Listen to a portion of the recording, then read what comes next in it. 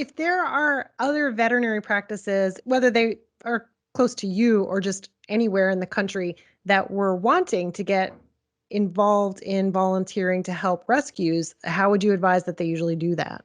Great things that veterinarians can do. They're if it's an emergency vet, if they, are open hours that we are not, if you be willing to take in wildlife from the public, that's a huge help.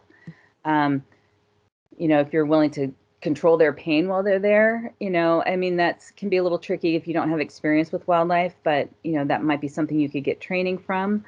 So that's a huge thing.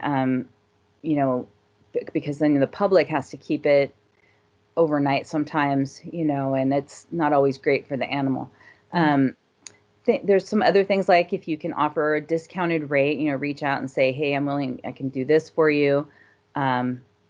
Or things like medications that have expired. If they're not that expired, as a regular vet can't use that, but we can because these are not owned animals, so we're able to use medications that are just past their expiration date and that, things like that, and supplies as well.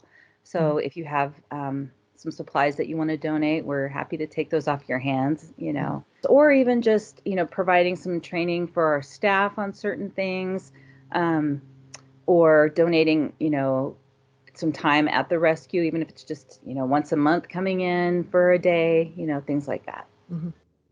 Excellent.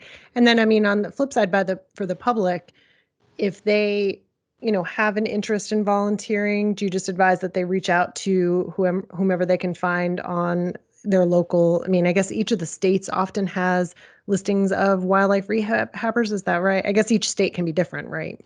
Each state can be different. Hopefully, like our state has a list of all the wildlife Mm-hmm. rehabilitation facilities, but there's also a website called Animal Help Now. It's ahnow.org. Mm-hmm. And you can search, I think it's just the United States. You can search your location and it'll tell you the nearest wildlife rescue facilities and which animals that they treat. So that's one way to locate your closest one.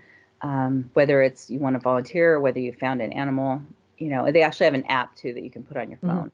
Or probably if you just want to donate money, right? Oh, Yeah, yes, definitely. We'll That's a always take great way to money. help. Yeah. Absolutely.